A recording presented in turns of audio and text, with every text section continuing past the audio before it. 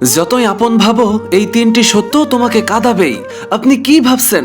যাকে আপনি জান প্রাণ দিয়ে ভালোবাসেন সে কোনোদিন আপনাকে ছেড়ে যাবে না। তবে এই তিনটি কঠিন সত্য আজই জেনে নিন, না হলে পরে অনেক পস্তাতে হবে। নাম্বার 1, প্রয়োজন ফুরিয়ে গেলে মায়া কমে যায়। মনে রাখবেন, দুনিয়াটা এখন গিভ অ্যান্ড টেক। আপনার থেকে পাওয়া সুবিধা যেদিন শেষ হয়ে যাবে, সেদিন আপনার ভালোবাসা ওই মানুষটার কাছে বিরক্তি মনে হবে। নাম্বার 2, বিকল্প পেলে মানুষ বদলে যায়।